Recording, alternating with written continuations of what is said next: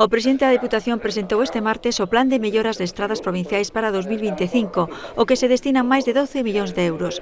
Actuaránse en 280 km de vías de todas as comarcas e superaránse os 80 proxectos que xa están definidos e que se acometerán na primavera e no verán do ano que ven.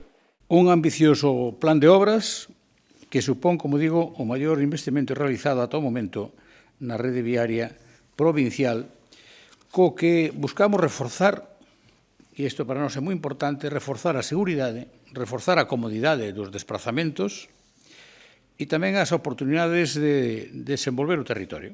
Estes 12 millóns de euros é un primeiro paquete de medidas destinadas á mellora da mobilidade das estradas provinciais, un dos piares dos presupostos da Deputación para 2025, no que se inviste un total de 27 millóns. Un 42% máis que este ano 2024. É dicir, no próximo ano 2025 imos ter no orzamento para isto que lles acabo de dicir, obra nova, desbroces, parque móvil e conservación, un 42% máis.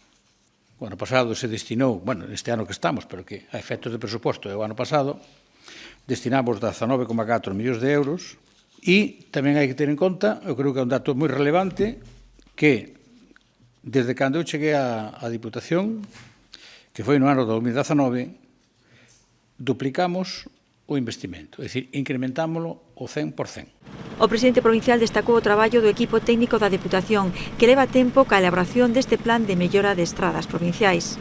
Durante meses estiveron levando a cabo un minucioso traballo de análise, de diagnóstico, sobre o estado da extensa rede viaria provincial, pois identificando as prioridades, establecendo unha folla de ruta clara para as actuacións máis necesarias, as máis urxentes.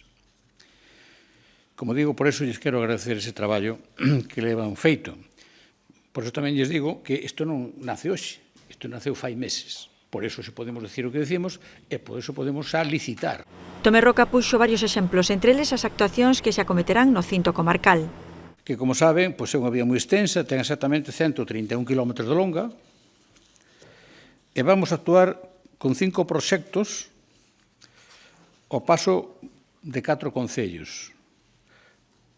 Un concello é o Corgo, en 2 treitos diferentes, outro concello vai ser Castro de Rei, outro concello vai ser Castro Verde e outro concello vai ser Begonte.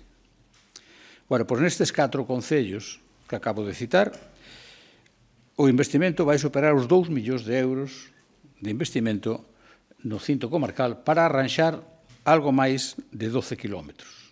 Este plan tamén inclúe o desdobramento e humanización do último treito da avenida Infanta Elena, no concello de Lugo, o que se destina máis dun millón de euros. Anunciou que as obras comezarán na primavera e teñen un prazo de execución dun ano.